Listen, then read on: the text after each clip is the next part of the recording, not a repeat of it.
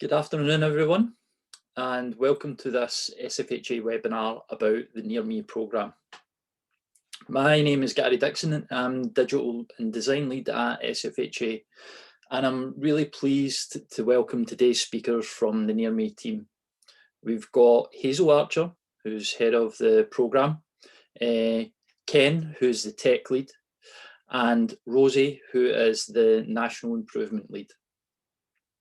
So a little bit about the event today. We're pleased to welcome the National Near Me team, which is part of the Scottish Government's Technology Enabled Care, or for short, TECH programme. SFHA are hosting the Technology Enabled Care in Housing programme, which is another part of the Scottish Government's Technology Enabled Care National programme. If anyone is unfamiliar with the Tech in Housing programme, we've also got Geraldine Begg, who leads on that, and she's in the chat as well. So if you'd like to know anything else, you can just ping her a message in the chat, and you can find out more about the Tech Charter and the Tech in Housing community. So a little bit of housekeeping before we begin. For those of you joining us for the first time, it's great to have you, and as always, there'll be a recording of this webinar and it will be made available after the event, and that will be on the SFHA website, along with the slides for the session too. Before I pass over to the speakers, just a few other things that is worth reminding you all about. During the session, the Near Me team will be posting some questions into the chat function, and this is really just, again, some interaction and insights. So please look out for these, and also use the chat function if you've got any observations or thoughts you'd like to share with the other attendees. Throughout the session, your microphones should be muted, but you can ask a question using the Q&A function. And then towards the end of the session, we'll come back round and try and get through as many of those questions as we can. Today's agenda for the webinar is planned. The webinar is planned for 1 hour and 15 minutes. We'll have a short welcome from the Near Me team, followed by a presentation about the platform. Then we'll move on to some Q&As and round up with a few next steps and things you can do moving forward with Near Me and SFHA. So that's everything from me. I really hope you enjoy the session. I've already heard a little bit about the Near Me platform, and I think it's really, really interesting, and I hope you do too. So I'll just hand over to Hazel to kick us off. Thanks. Thank you very much for that introduction. This is where I have to get my technology sorted, and we did practice beforehand. So there we go. Hopefully you can see me and see some slides. As mentioned, name's Hazel Archer, and I've been doing video conferencing and video consulting in the NHS for a very long time now. And a few years ago, we came across an application which really was a bit of a game changer in terms of how we managed to do calls between, clinicians and members of the public. That programme has been expanded now to cover public services, so that's what I'm here to talk about today. And if I occasionally say patient instead of client or tenant, I'm really sorry, I'll put my hand up, but I am trying. So without more ado, we're going to have a bit of a quick canter.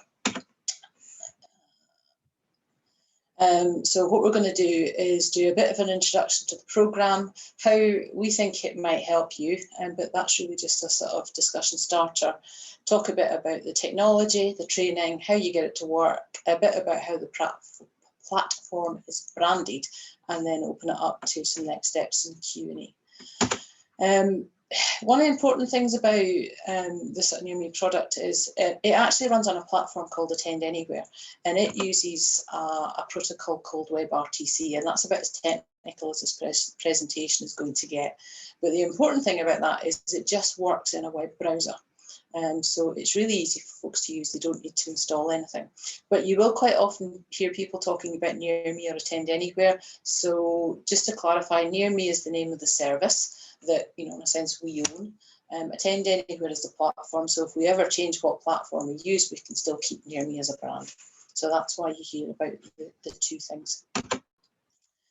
In terms of the actual platform, one of our key requirements very early on was that it needs to be really easy for people to use.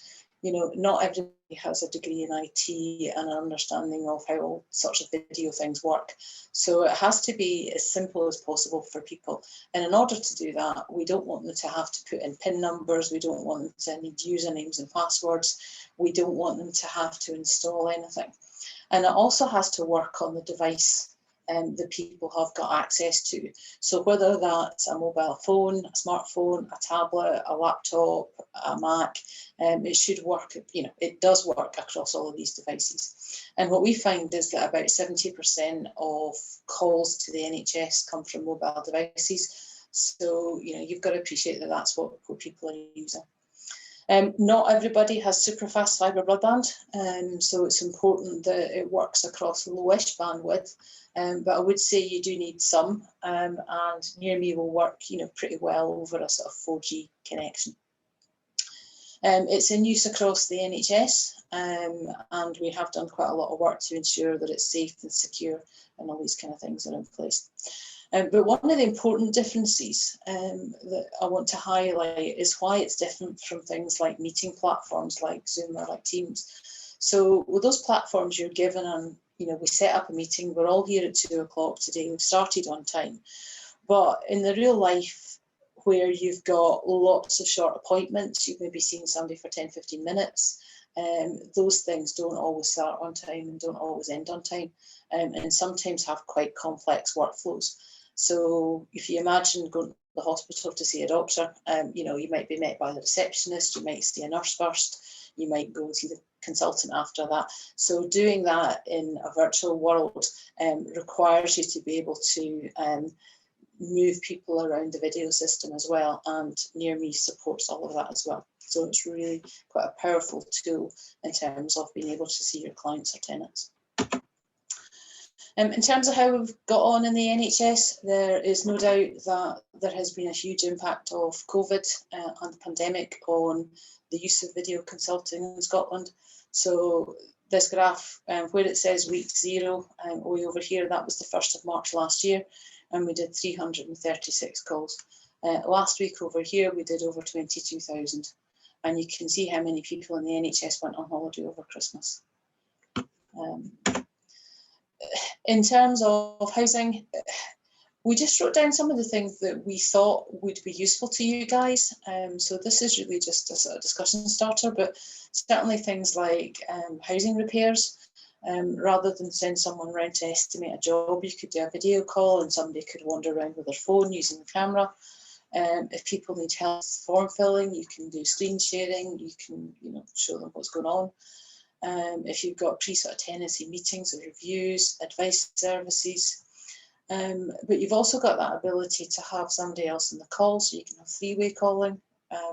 So if you needed to bring an interpreter into a call or a family member, then all of that's possible as well. And then because it doesn't leave any sort of footprint on staff computers, you know, and just needs an internet connection, it's quite useful if you've got staff who are working from home, possibly if they're shielding. So there are, I'm sure, loads of use cases for how this would work well within the housing sector. So how does it work? Quite often we do live demonstrations.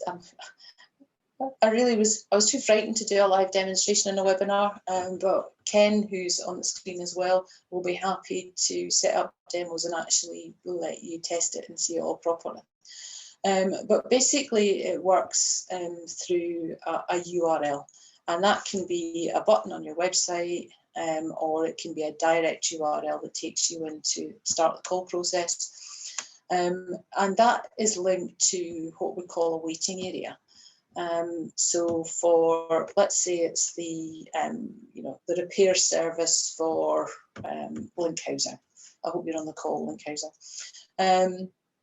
And you would create a waiting area, the person would come in, and anybody who is allowed to service that queue would be able to see who was waiting. So you think about a waiting area as the link to an individual service. And that link, you can send it to them in the post. or tell them on the phone. That means they'd have to type it in, so it's not the best way to do it. But you can send them an email, you can send them an SMS message, or if you've got your own website, you can have a start button on your own website. So there's multiple ways you can get that person to start the call. So they click on the link and it comes up with a sort of start video call button.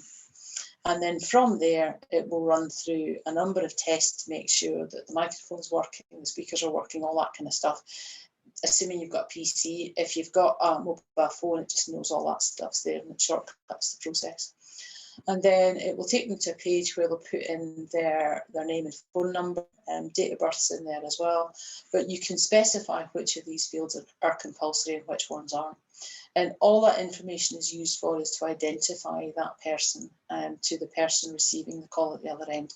So at the end of the conversation and the call's ended, all that information is deleted out the sort of back-end database. So there's nothing that's actually stored about your client within the Near Me system itself.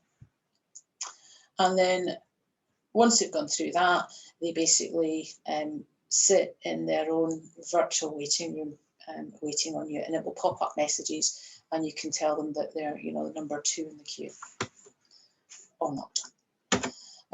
As a provider, then you obviously do need to authenticate. So you go to the URL, you put in your username and password, and from there, it opens up some tiles around what it is that you're able to see. So in this case, you can see that it's giving me some summary information about my waiting area, and it's telling me a bit about meeting rooms as well. And then once you click on your waiting area, it basically gives you the names of who's waiting. So we can see that Mark Demo has been waiting a shockingly long 33 minutes when I took this screen grab. And you click on the name and just hit start call. So it really is as simple as that in order to meet with one of your clients. And you've got a fair degree of functionality in here. You can send them messages, you can bring a third person into the call, all from this screen. And as I say, Ken would be delighted to demonstrate things in real life and give you access to the platform.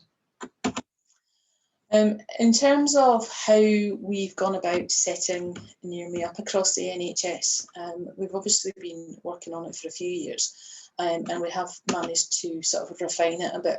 And we've got a fairly sort of natty 3-step process, and it sounds really simple when you say it quickly. But the reality is, it is fairly simple. So in terms of the technical setup, all you need is a browser and a webcam and some decent audio.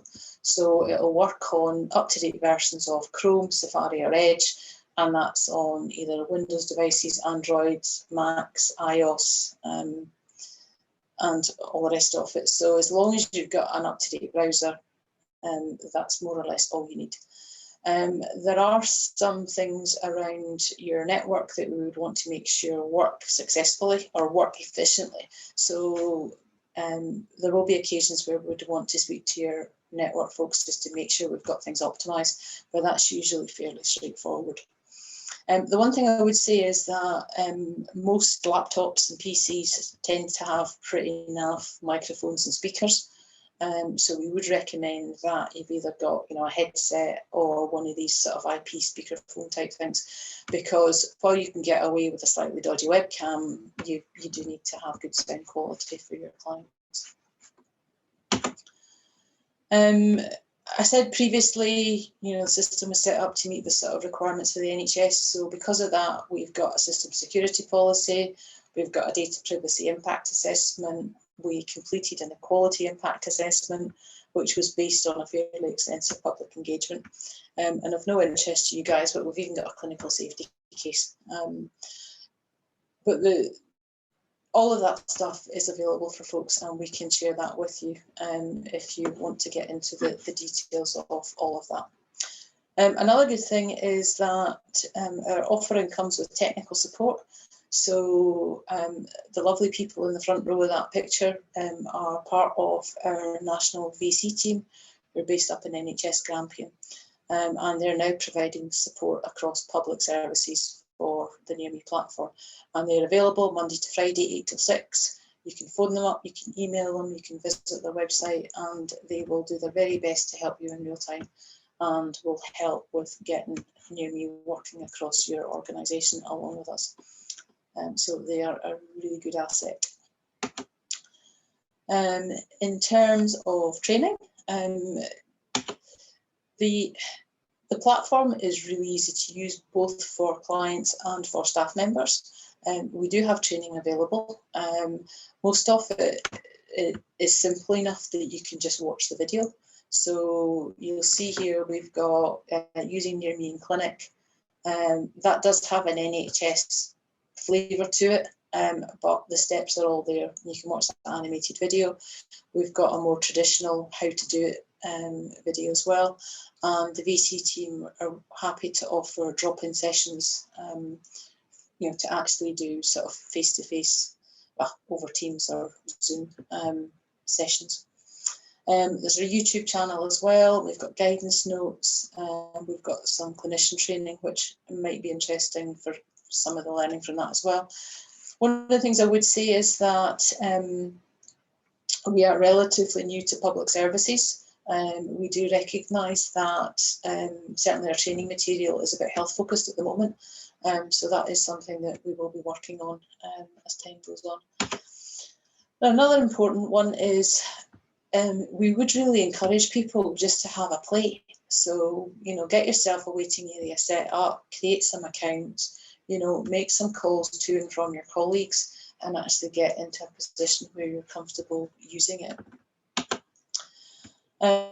For citizens, we've got a dedicated citizen-facing website called nearme.scot, and it's got animated videos on how to use the system and, you know, a range of web pages. And we'll shortly be adding a bit more information around social care and other public services in there. So there's an opportunity to get new content on here. And as I say, we've got YouTube videos, and we can, on the video front, we are trying to commission a new video, which is going to be more generic and doesn't really mention health at all. I'm just trying to get costings for that sorted out. In terms of information for clients, we've already got a leaflet, which in this area here where it says demo NHS Acme Health, that's really just a space for your own waiting area name, and that's not got any mention of health on it at all. We're in the process of getting those translated, and I think we've got 11 languages done, 19 to go, and we're just waiting on some sense checking on the range of languages that are outstanding. So those will hopefully be on the platform in the next few weeks. So I say some good assets available. So I think the technical setup and the training, I think, are all relatively straightforward. I mean, I would say that. What I think is actually more difficult is the process side of it, because it's really important that you figure out how it would work for you. So how would your clients receive an invitation to an appointment? You know, if you've got some kind of appointment booking system, how does that integrate? And really all you need is to figure out how you code your video appointments. So when somebody looks at the booking system, they know whether to, you know, pick up the phone, pick up somebody from a waiting area or click on a video call. But clearly not every service or every client would be suitable for a video call. So how would you work out, you know, what things are? And then if there are things that need to happen before or after an appointment, how is that kind of thing going to get handled? So if somebody would normally come in and you would fill in a form together and they would sign it, you know, that's not something that you can do on a video call. You can't get a wet signature on a video call. So how would you deal with some of these kind of things? So those are the kind of areas where you'd have to think about. The other one that's really important is what is the process for something goes wrong, because it's a technology application, it will go wrong. The platform itself has been really stable, but what we can't control is if your client runs out of data allowance on their phone, or their broadband goes down, or they can't get it to work. So it is important to have a sort of backup plan in place that says, you know, if your client hasn't turned up, you'll give them a phone, or they've got a number that they can phone you. So all of that's important. And then these things always work best if there is a sort of iterative process. So we start off with something simple, we test it, we review it, and we get something better. And that's really what's at the heart of how we have services. So we've gone through a sort of improvement programme, which is a sort of rapid cycle of testing where we have a bit of a kick-off meeting with partners, we discuss what they're trying to do, and tell them a bit about Near Me, and then over a number of weeks we'll go through an improvement process of how to get all this set up, testing it, improving it, and sharing learning with others who are on that journey as well. So I'm not going to say much more about this because Rosie's on the call and she knows far more about this improvement stuff with me, and she will pick that up with her section later on. Just a wee bit about branding. The service is called Near Me, which is a sort of fairly neutral brand. The logo itself is in a very lovely shade of NHS blue, and you know, a lot of our stuff has got this sort of, you know, hospital outpatient look and feel. That is something that we have been trying hard to improve on for wider public services. So in terms of the logo, you are welcome to change the colours. We can change the colours for you and send you a new one. So if you've got corporate colours or a special event or something that works for you in terms of colour schemes, then that's fine. We can sort that out. The other thing we've done is we made up a new word and we called it dehealthification. So we've done a lot of dehealthification of the platform itself. So when you log in, you don't see the NHS Scotland logo anymore, you just see Near Me. And we've tried to do things like, you know, replacing the word patient with caller. That is an iterative process. So the things that staff will see on a day-to-day basis will mostly talk about, you know, callers. Some of the articles in the resource centre are quite health focused, but those will gradually update. The thing that we can't change is the short URL for our waiting areas, because there just isn't the functionality to be able to pick different ones. So at the moment, if you set up a clinic, its URL will start nhsattend.vc/myclinic, but that should be the only place your clients would actually see the words NHS.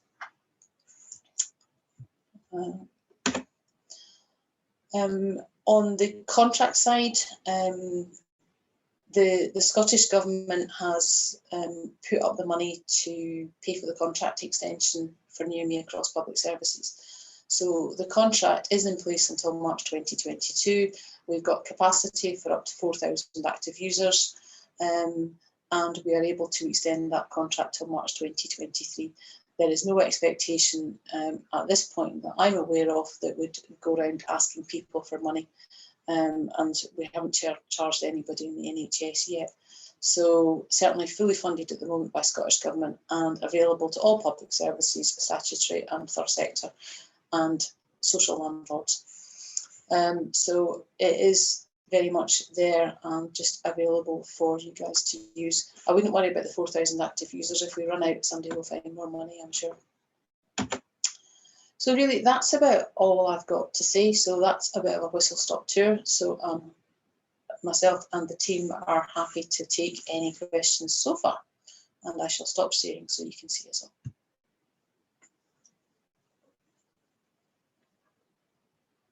I don't know who's curating the questions. Somebody's going to come in. Just having a quick look just now, Hazel. I don't think there's any as such yet. But, you know, I think one for me would just be about that privacy side. I know you just touched on it there. Were you going to go into any more detail about the data protection privacy side of the user's information? Okay.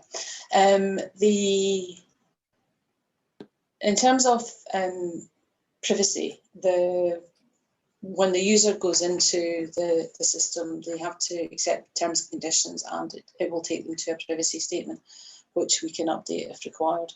The data that they put in is transferred securely and is used to identify the client in that that sort of waiting area screen. that your housing officer would see. So it's sitting in the database, temporarily, and then at the end of the call, that data is deleted. And then there's a regular purge run, which means that it actually gets purged out of the database. So the only thing that kind of hangs around would be, an IP address and the fact that somebody, dialed in at, 1442 and they waited 30 seconds to get the call answered, and, the duration was such and such. So all of that is secure. The other things are that the calls themselves are end-to-end encrypted. So you've got a strong level of encryption that somebody, shouldn't be able to hack into the calls, as it were. So there are quite a lot of safeguards in there. And then the other stuff is around data sovereignty. So although the data is transient, it doesn't leave the UK. Brilliant. No, that's great. Sorry for putting you in the spot there on something. No, it's fine. These are the questions we are here to answer. So we've got a few more questions. One here, it's just about, is there a limit to how many people can be in a call at any one time? So wondering if the platform could be used to facilitate small groups coming together to alleviate social isolation. Really that's a really good question. The platform itself doesn't use lots of back-end servers and things. So it works on what's called peer-to-peer. So all the data traffic just goes between the individual devices on the call. So that does mean that it's limited to what the weakest device on the call can actually cope with. So a general rule of thumb is that you can have a call on the platform that's between 4 and 6 users. But if somebody's got a really dodgy old smartphone with enough internet connection, then you might find the best they're going to get, 2 callers. So it's not designed for big groups. So if you've got something where you want, 6, 8, 10 people to have, coffee morning, then, to be honest, Zoom's probably a better platform for that. So no, point to point, they are looking at building an add-on to the platform that would support bigger groups, but that's not there yet. Yeah, so and it kind of goes back to that, the kind of iterative process that near me, the platform and the programs under at the moment, it's just that potential behind it. And so we've got a few other questions here. What does active users mean? An active user is someone who has logged into the platform and done something in the previous month. Okay. And that's very much just a terminology for the provider or the organisation that's managing that side of it. I mean, to be honest, I'm just trying to be upfront about where we are with licensing. Our definitely. health license is, it's a sort of all you can eat. There isn't an automatic cut-off when we get to 4,000. What happens if we breach our license count is that Chris Ryan, who's the chief exec, will have a wee word with me to say, we're having to spend more money on infrastructure, you're going to have to pay me a bit more, and we'll start a negotiation. So, I mean, that's the kind of relationship we have with them. So it's not as if it's suddenly going to stop. And we're quite far away from breaching that at the moment. So we'd like you all to come and join us. Oh, that's great. So there was, I know this is probably something we're going to cover, but it was just someone had asked about, they're already interested, and how would they start trialing this?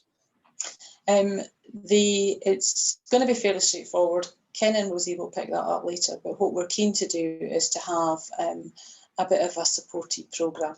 So I think there's 2 ways to look at it. You can go ahead today, you can go to our VC team website, you can apply for a licence, and they will just get you set up and off you go. And they'll probably tell Ken that you've been in touch because he'll try and track you down to offer some support. The other thing that we're keen to do is to find a group of interested participants who will want to work with us and with SFHA as well to try and support getting something off the ground across housing. So trying to find out what works, what doesn't work, what clients would it be useful with, what are the peculiarities of doing this within the housing environment, and all these kind of answers. But I'll stop that, because otherwise I'm going to steal Rosie's thunder for later. Yeah, and I think, you know, just to add to that, Hazel, it's kind of why SFHA and Near Me are doing this webinar as well, and it's to consider the possibilities within some of the kind of insights we're getting out of the chat function. You say, you know, there's already some people talking about how SFHA could help pilot this with members, but it's also about us working with Near Me to find the best solutions and methods to get there. We've got a few other questions before we move on. If tenants register, do they keep these details for every call? It will leave. Your tenant, in a sense, doesn't register with the Near Me platform. So when they go in, they just put in their name and details, and at the end of the call, that disappears. If they use the same device and they go back, it will see the cookies and remember who they were and pre-fill that, unless they've been cleared or unless they've timed out. But they're not really registered, as it were. Yeah, it's a bit like a few other systems out there that will remember just specific details that aren't necessarily personally identifiable. Yeah, that's okay. So I'll just try and, we've got 3 more questions. I'll try and quickly get through if we can. Can this be integrated with other systems, e.g. to push information to housing systems, to complete, to record a completed visit? So a tenant update, engagement. The video calling system really just does what it says in the tin. So it supports your client interaction in the same way as if you'd seen them face to face, or if you'd spoken to them on the phone. So at the moment, although there are some things called APIs that you can use to link into information systems, we haven't really set them up for anything. Yeah. It's something we could look at in the future, but as I say, it's often easier just to say, this is for your video call, and then at the end of the call, you know, you go in and you update your records. The other thing you can do, because, you know, it just opens in a window on a computer. You know, if you're on a video call in one window, you can have your information system on the other window, and you can, you know, type it up as you go, as long as that's not going to interfere with your call process. Brilliant. So we've got another one here.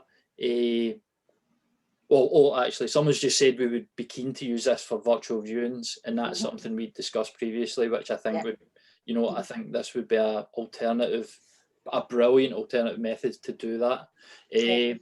Just on the virtual viewing thing, you know, if you've got your smartphone, normally when you're on a video call, you'd be using the front-facing camera.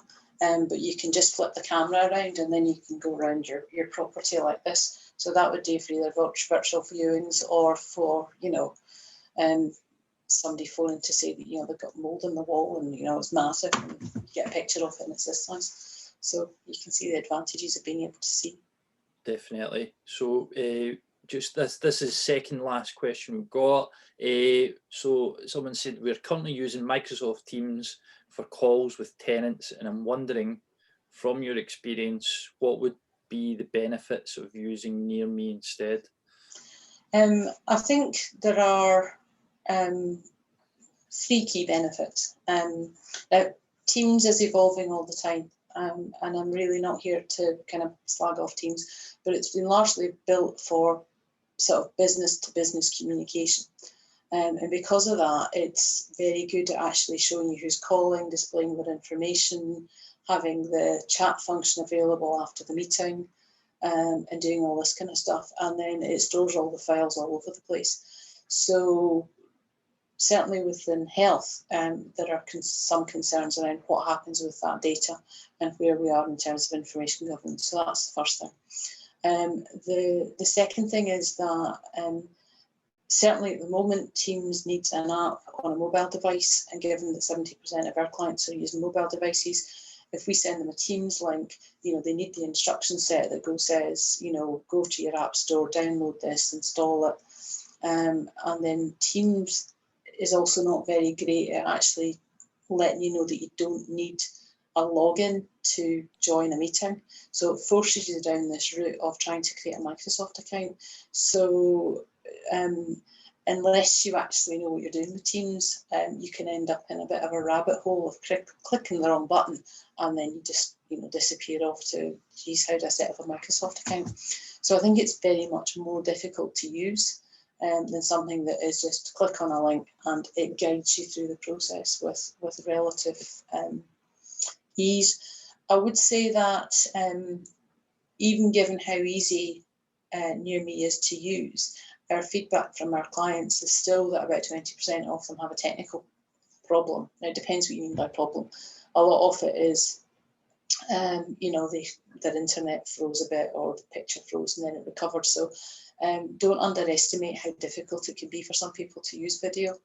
And I'm here to promote it, but I think it's important that that ease of use really comes across quite strongly. And then I think the other thing is around if you're trying to set up, say, an hour's meeting, that's fairly straightforward on Teams. But if you're doing, like an advice clinic where, you've got relatively short appointment slots, it's quite difficult to schedule and keep to schedule multiple short appointments. So certainly Near Me is better because you've got that queuing system and that ability to have a complex workflow that you can't have in Teams.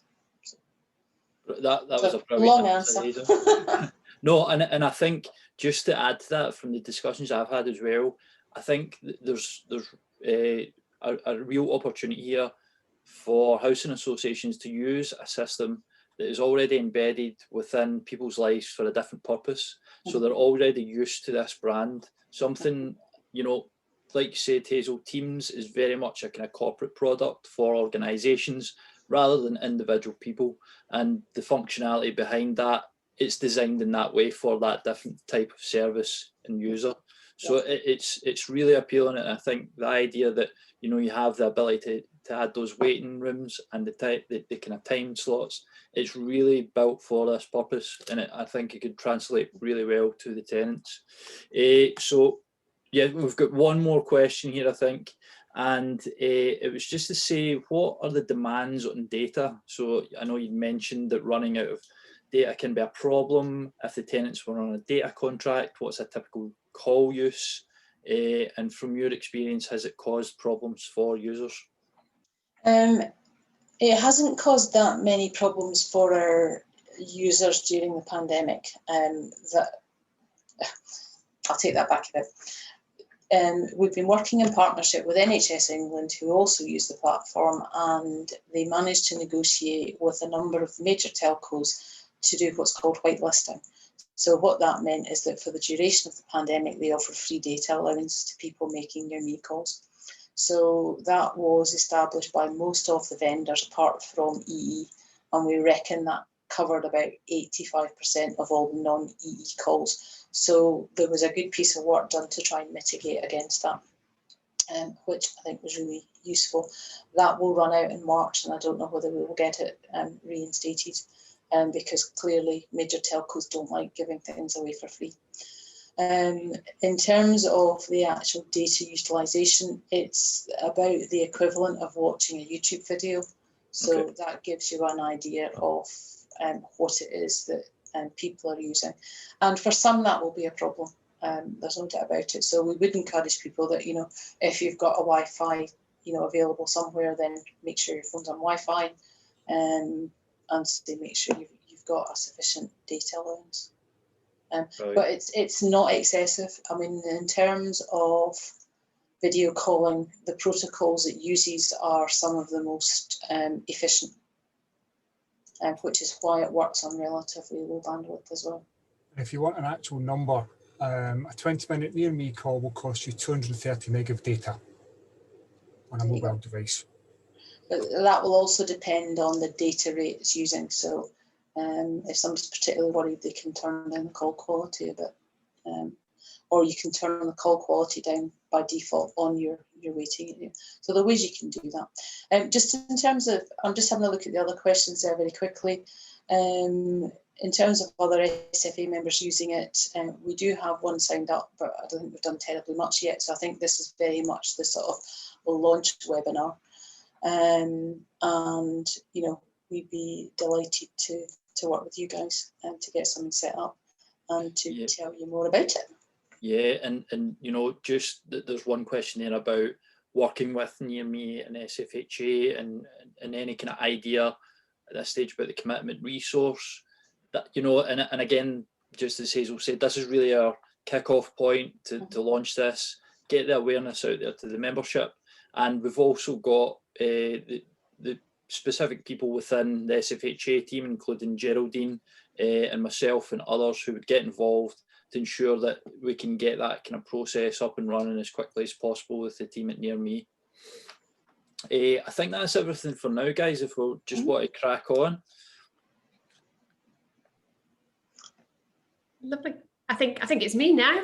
Hi, lovely. And I think Karen's just going to share some slides. So really building on from what Hazel was saying, what we do is we have this is an improvement kind of collaborative model, and the key thing really is in the name collaborative, in the sense that we're all not just learning together, but learning and testing together.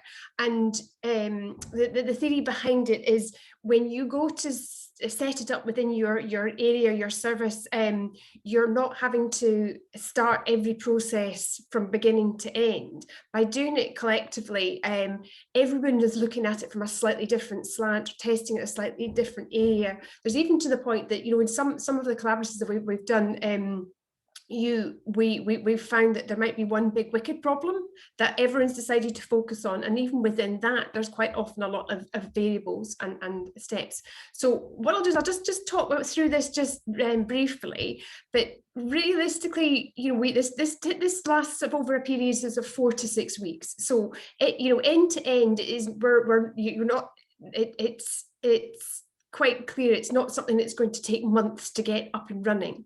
And the key is also in the word, I think, as Hazel mentioned, is this rapid improvement. It's not about planning, it's about very sort of fast iterative testing. So what it does is it starts off with a case of who's interested and who's involved, and bringing a group together for this kind of collaborative, and kind of exploring what actually you want to do with it. Again, is it specific services or specific delivering specific types of service within your association, or, as I go back to that, is it that one particular service that you all would perhaps like to learn about first? So we could work around that. There's the technical readiness, the where we're actually getting you up and running, so you have a waiting area and you are actually able to offer appointments through the waiting area.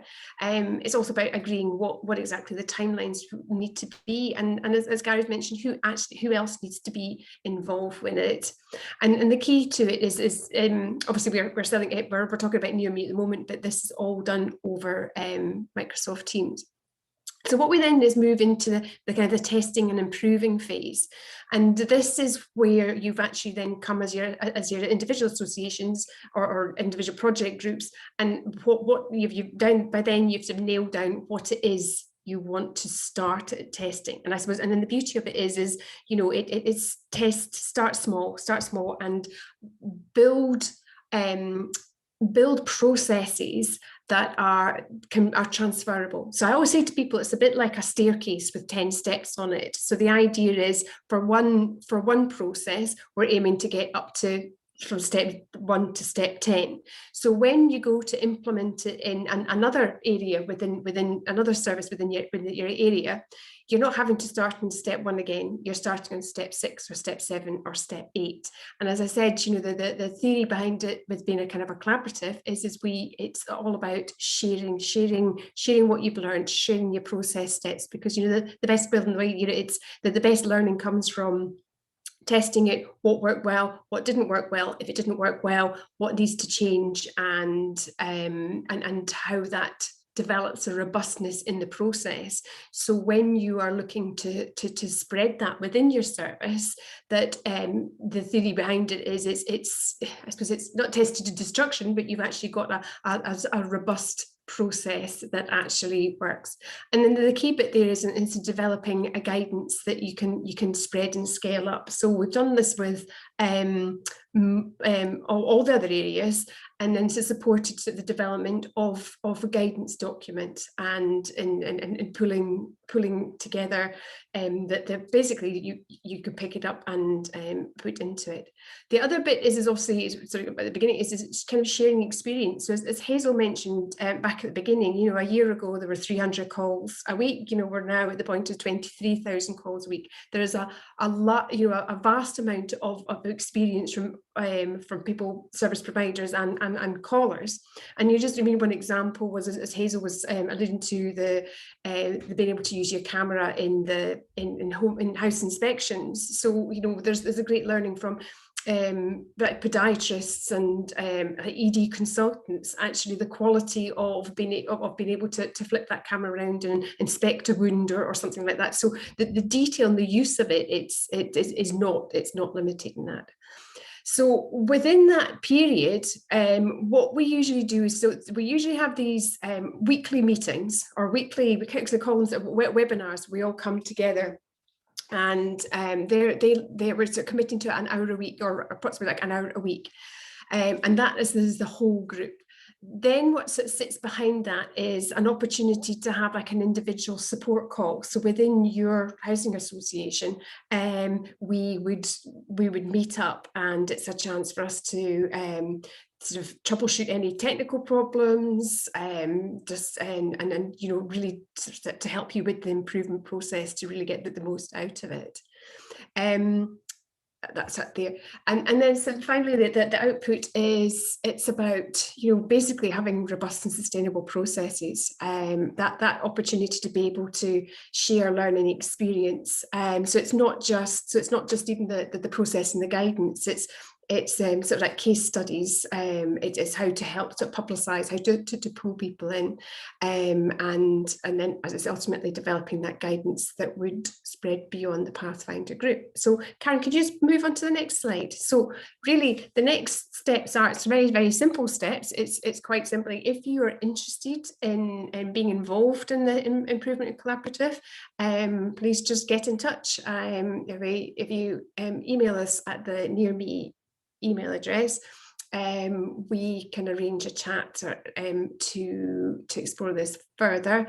One of the other points would be obviously is checking out your technical requirements, and the Hazel flagged up all the different training materials and the videos to actually have a little look at to do that. So key point is, if you're interested, please don't hesitate to get in touch.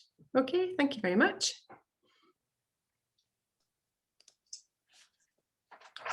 Thanks for that, Rosie. Was there anything else you were wanting to add at this point, Ken, before we go into the Q&A? So I'm working on multiple screens and dragging a mouse across. The hit the unmute button takes a wee second.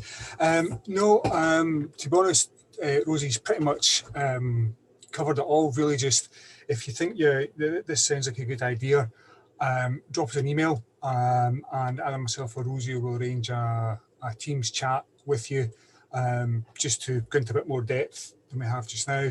Look at getting a group of you together, and just full steam ahead from there. To kind of answer one of the questions that come up, this is the same model that we followed with the health boards. We've done some work with social work, and Rosie and I are currently working with about 10 or so citizens advice bureaus following this model, and I'm also engaging with, I've got about half a dozen or so local authorities that have expressed an interest to a greater or lesser degree in using Near Me. So it's not just housing, it's public sector wide. This has been rolled out. No, that's great, and I think that kind of covers one of the questions I was going to come to first, actually, and it was just someone had mentioned about they weren't sure if it had been mentioned at the start, actually, and we'd mentioned that it was going to be extended to housing associations, and they were wondering if the platform would be offered to any other types of organisations. So I think, Ken, you've kind of touched on it there. You know, you're working with citizens advice bureaus, and if the public sector bodies. Would it be necessarily for anyone else other than, you know, kind of like third sector non-profit?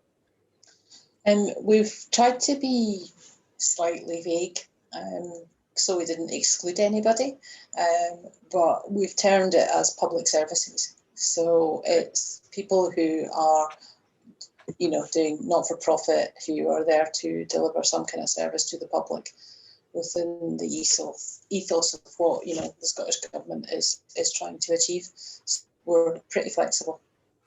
No, that's great. And I think Colin here, he's asked about, we use Google Meet rather than Microsoft Teams. Would this be an issue when using Near Me? So, you know, you kind of touched on that earlier, Hazel. Sorry, I just don't know if you want to just remind them about the actual platforms, how it's set up. No, it will sit quite happily with other video platforms. I mean, clearly you can't use the two at once. So you've only got one webcam, you can only be on one call at a time.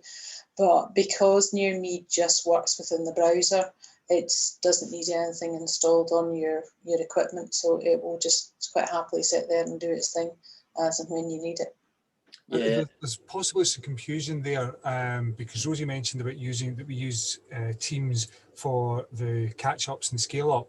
So for that point, we use Teams, but we can add you as a guest to the channel. So you can come in, as long as you've got a web browser, you can get into the Teams, maybe just not have the full functionality. But as Hazel said, the actual Near Me itself is completely separate. Yeah, we just use Teams. We just use Teams as a meeting platform to actually, you know, deliver the improvement work. Yes, and if it's going to be explained in any way, it's that, Ken, like you said, it's all encompassed within the web browser, so it's a simpler process. The team side of it's more for your organisational use rather than the tenant user interaction there. And sorry, we've had a question pop into the chat, and it was for Geraldine there, and it was just said, does this include local authorities or just housing associations and linking in for this event? So that would be something we could discuss moving forward after this. And as part of that, the SFHA and Near Me will have further discussions about how we can progress this and keep members and attendees to this event informed about how we could best try and approach this together collaboratively. One of the things we are trying to do is to try and establish the use of Near Me across the local authority sector. So not just for housing, but could be environmental health inspections, you know, housing benefit advice, counsellor surgeries. There's a whole host of things that would be useful. So Ken is also involved with that. So if you are a local authority and you're interested in doing non-housing things, speak to Ken as well. And just to add to that, because we're working with it's, you know, where you might have you know, collaborate with somebody from within, just as Hazel said, maybe somebody from environmental health, or perhaps if you were to do a joint visit or anything like that, you have that function to be able to have a third party in the call. So again, because we are working with say local authority, social care, these sorts of things, you know, there's a growing familiarity and use of the platform, so it makes it even easier to bring that third party into a consultation or a meeting with a client. No, that's great. Thanks for that, Rosie. And we've just had one more question pop up here. John has asked, what is the process to start using Near Me? Do we need to contact SFHA or direct the Near Me team? And I think we've kind of, sorry, Ken, before I was going to say, just drop me an email on the project mailbox. It's in the notes, but nss.nearme@nhs.scot.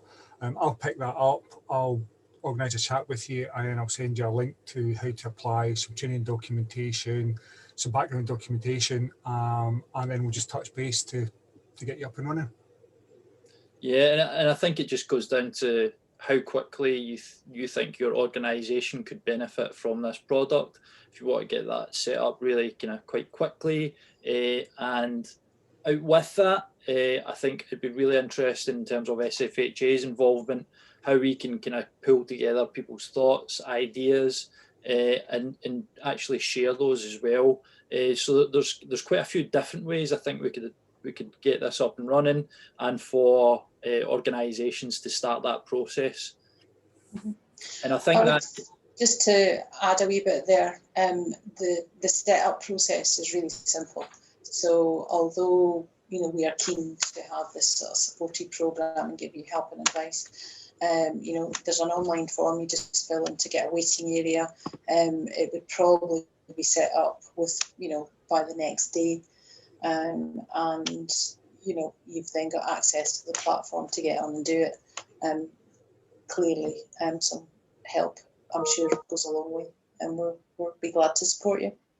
Yeah, and I think that's something we are also trying to promote as well. It's that kind of phased, small, agile and iterative test approach. Why not try it out in a very small targeted audience, get a feel for the actual platform itself, and then you can really expand and ideate as to how you could use that platform for your organisation. And we've just had one more question pop up there before we get to the next steps. And someone's just said, I think they might have missed information about, are there any costs attached to this licensing, etc.? So I know you've already covered that, Hazel. Yeah, no, it's fully funded by the Scottish Government. So it's free to use. The contract's in place until March 2022. We can extend it to March 2023. There are no plans to charge anybody. So no, go do. Yeah, and it's one of those things, I think hearing about this product and platform, it sounds amazing. So it's just to kind of reiterate, there's no strings attached here. No. It's quite nice to be able to try and sell something that's free, and we're here to help. I know, this is it. But it is part of Scottish Government's commitment to public services, particularly to support everybody during COVID, where we're stuck at home, we've got social distancing in place, we're trying to reduce footfall. But on top of that, it's about the sort of longer term aim of reducing travel, being better for the environment, and to provide services that people want. Because, I know from my own experience that, trailing across town for a 10-minute appointment, is not my idea of fun. If I can do that on a video call, I'd much rather save myself the bother. And there's also anecdotally talking to a few folk, there's also the flipping that to the provider side, that, and I noticed a bit in the chat, some remote and rural comments, that rather than having to go and see somebody for 20 minutes and spend half an hour to get to the next customer, client, service user, 10 minutes with them, then travel another 20 minutes, half an hour to the next one, because you're doing it remotely, you can sit in your office or sit at home, you can then communicate with your service users, and you can get, it's more efficient use of your time, because you're not spending all that time, even aside the cost, you're just not spending that time traveling. Yeah, and it's that key point about digital inclusion. It offers up the opportunity for more people to be included and not excluded from the likes of those day-to-day conversations and things that keep them going. And I think that's a really advantageous and beneficial point to what we're trying to do here. So I think this is a great product. And we've had a few comments in there as well, just say that they think it looks really good and can see numerous areas for which they could use it, and they think the easy end user process is a real benefit here. So totally agree with that. And just to wrap things up, guys, I know we're kind of approaching that point just now. In terms of next steps, there was a few things we were going to go over to for the attendees. I'm going to say goodbye now. Sorry to love you and leave you, but I have a project board meeting that I couldn't get out of at 3 o'clock, but I'll leave you in Rosie and Ken's capable hands. So lovely to interact with you all today, and look forward to all your emails coming in, and see you soon. Thank you. Thanks, Hazel.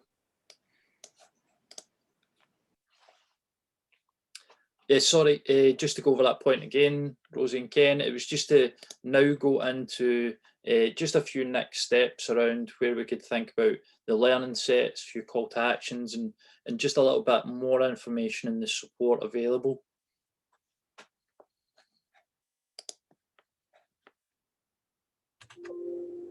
Oh, sorry, you're on mute, Rosie. So I suppose from the Near Me side, Ken and I were a bit of a double act, so there's, to be honest, it's a straightforward process. So as Hazel was saying, it's about getting technically set up, making sure you have the connectivity, making sure the devices are the right level, that side of it, and then moving into the testing bit. So we would be available for running the 1 hour sessions, would be available to obviously help with the tech setup side of it, and then importantly, the drop-in weekly sessions as well. And then on coming to sort of the end towards it is sort of helping you sort of develop sort of guidance, recommendations, pulling together all that learning. And I think it was fabulous. I mentioned so in the chat, or see, building on your comment, Gary, about starting small. And I suppose if you think about it, if you're doing it together and everyone's starting small, you're starting small, but learning about a lot of things. So we actually know it's a really quick way of kind of accelerating that when you're ready to spread the model, you're in a good place to do it. So yep, so that's that. The kind of the key bit is obviously getting in touch with Ken, but I'll pass over to Ken. No, I was just going to say that as both Hazel and Rosie have said, what we've found so far is the tricky part is not getting Near Me working. The tricky part, more so back in the day, was actually getting your hands on the kit, because you couldn't get webcams or speakers for love nor money this time last year. But it's your processes. It's how do we know that that's a video call? How do we get the URL to the client? How do we decide if the client is suitable for a digital call or video call? Because you've got that whole digital inclusion, digital exclusion. So do they have a device? Are they comfortable using the device? What happened? How do you get the URL to them? Do you test the call? Because there's the ability to self-test. You can, all the links will be on the website, but you can self-test to make sure your device works. So for example, what some of the cabs are doing is when they're arranging the appointment, so an advisor will speak to you on Friday at 2 o'clock, but I'll call you on Thursday at 1 o'clock and we'll just test the whole thing works before you then talk to the advisor. So you know that it works. Sorry, I talk with my hands a lot.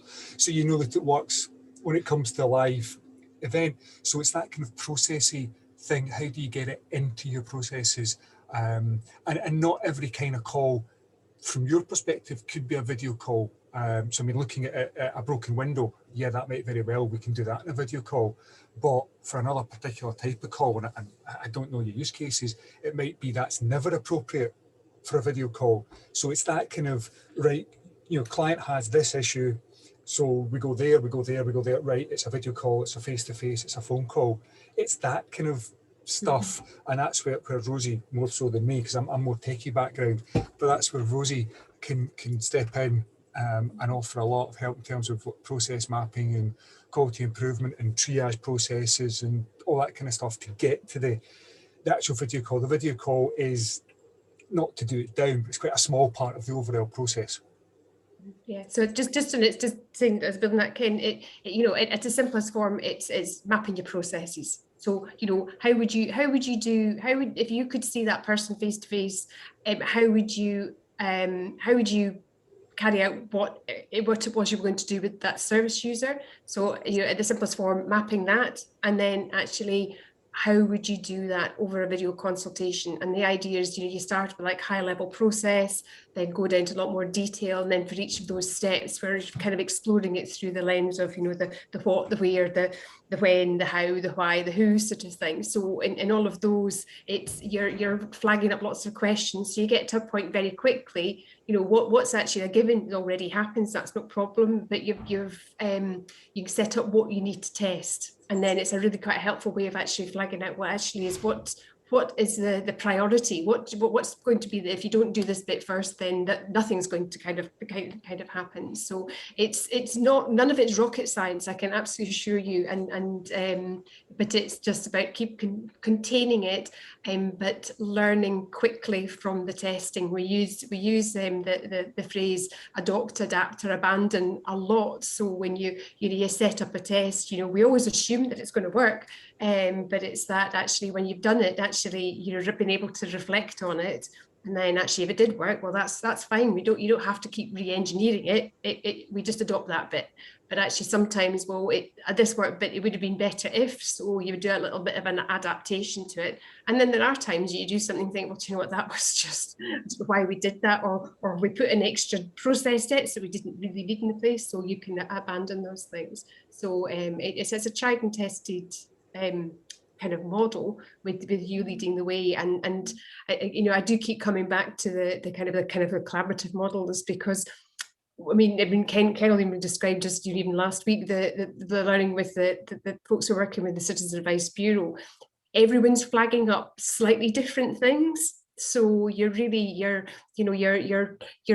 identifying that what the snags and the difficulties that it might take weeks to go along, and if you've spread too fast, or sorry, if you've spread without kind of that robustness, then it's a lot harder to start unpicking things when it's big. So it's testing it small, but building on the learning from everyone in the other areas, and also the learning from where all other places where it's already embedded.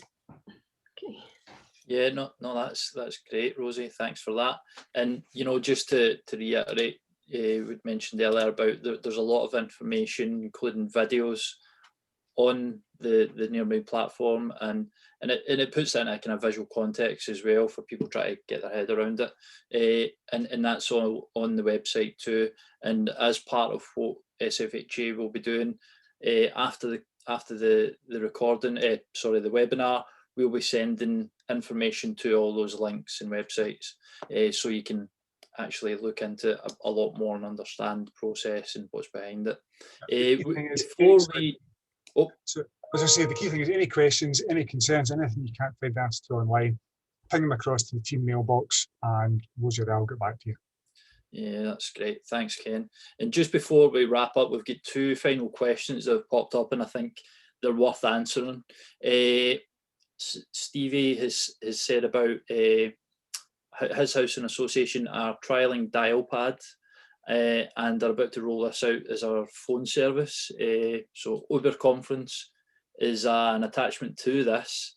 Is this similar to how Nearme works in contacting clients? So I think this is about the visualization of how the person actually gets that appointment slot that they connect to. I'll be honest, I've never heard of Dialpad, I've never heard of Uber Conference, but Nearme, and this has come up from the local authorities, Nearme does not handle the appointment side of it. Nearme is purely a video call, so you would have whatever system you use, be it a book, a diary, electronic system for your appointments, and there was something that flags it as a video call, and you would then log into Nearme. So it doesn't do the appointments for you. It's not designed to be that way.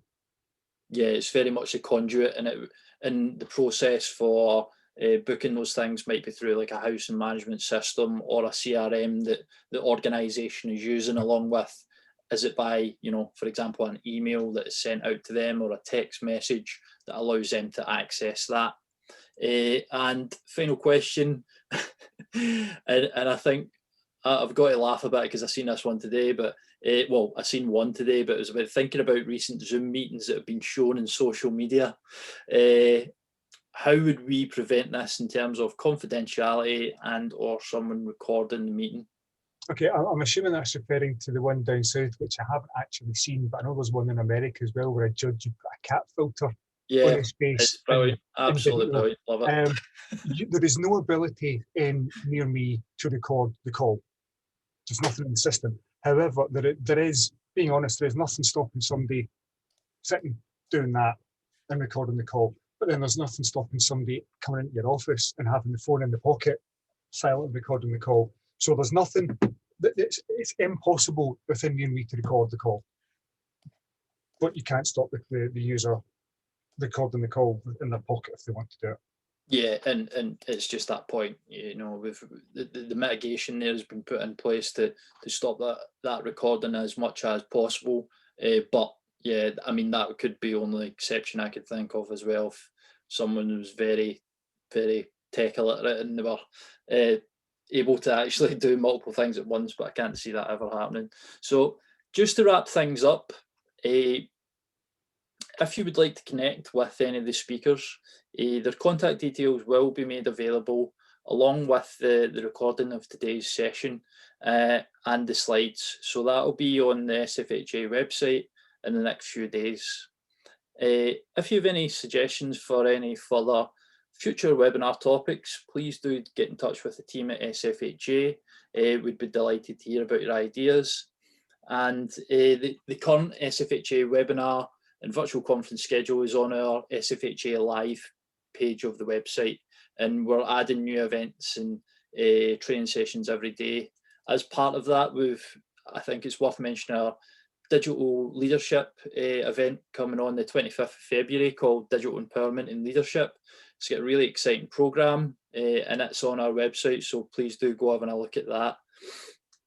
And lastly, I'd just like to say thanks to Hazel, Ken and Rosie for joining us today, as well as all the attendees.